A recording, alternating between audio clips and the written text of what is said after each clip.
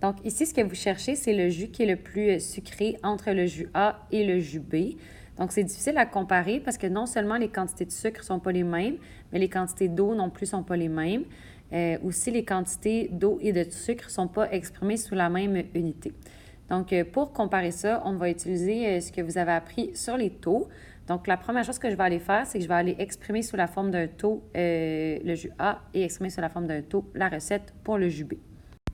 Donc, maintenant que ça, c'est fait, ce que je vais chercher à faire, c'est d'aller mettre ma quantité de sucre dans le jus A et ma quantité de sucre dans le jus B sous la même unité.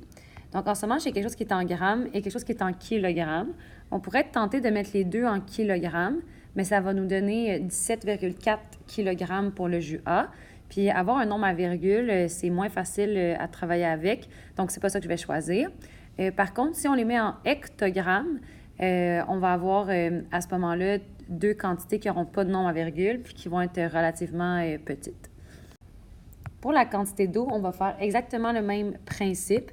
Donc, on va aller mettre le 300 centilitres d'eau de la recette A et le 2,5 litres d'eau dans la recette B sous la même unité. On pourrait choisir de mettre les deux en litres, mais comme on voit dans la recette B, quand on a une quantité en litres, on a un nombre à virgule, ce qui est moins intéressant. Si on avait quelque chose qui était en décilitres, on n'aurait plus de nombre à virgule. Donc, on pourrait mettre les deux en décilitres.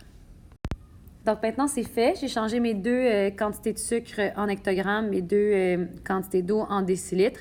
Je vous rappelle que vous auriez pu faire un autre choix pour les unités. Il n'y a vraiment pas de problème.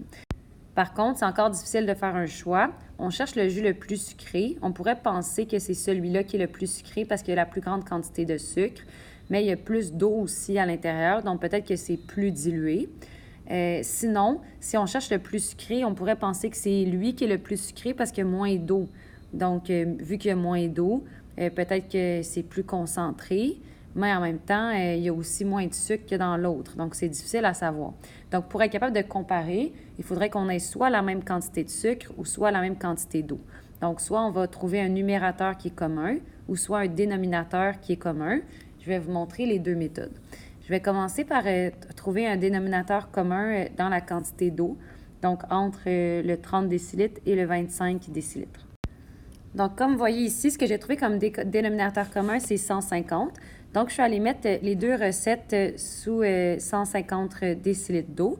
Donc là, on voit que pour la même quantité d'eau, la recette A a plus de sucre. Donc, c'est pour ça que la réponse, ça va être que la plus sucrée est la recette A. Donc, vous pouvez écrire votre réponse qui est que c'est la recette A, puisque 870 hectogrammes, j'ai écrit grammes, mais c'est hectogrammes, c'est plus grand que 840 hectogrammes ici. Ce qu'on aurait pu faire aussi, c'est qu'en regardant là, d'essayer de trouver un numérateur commun entre le 174 et le 140, puis d'aller trouver pour la même quantité de sucre, c'est quoi la quantité d'eau. À ce moment-là, le plus sucré, c'est celui qui aurait eu le moins d'eau. J'ai pas fait ça parce que je trouve que le dénominateur commun entre le 174 hectogrammes puis le 140 hectogrammes, il n'est pas facile à trouver. Par contre, vous auriez pu travailler avec le taux unitaire. Donc, comme vous voyez ici, ce que je suis allée faire, c'est que je suis allée diviser, dans le fond, la quantité de sucre par la quantité d'eau pour trouver combien j'avais d'hectogrammes de sucre pour un seul décilitre d'eau. Et j'ai trouvé, dans le fond, que j'avais 5,8 hectogrammes par décilitre en faisant 174 divisé par 30. Et j'ai fait la même chose ici. Donc, je suis allée trouver le taux unitaire. Donc, j'avais 140 hectogrammes de sucre pour 25 décilitres d'eau. Je me suis demandé pour un seul décilitre d'eau. 140 divisé par 25, ça me faisait 5,6 hectogrammes par décilitre d'eau. Donc, puisque celui-là, il y a plus de sucre à l'intérieur, ça reste encore la recette A.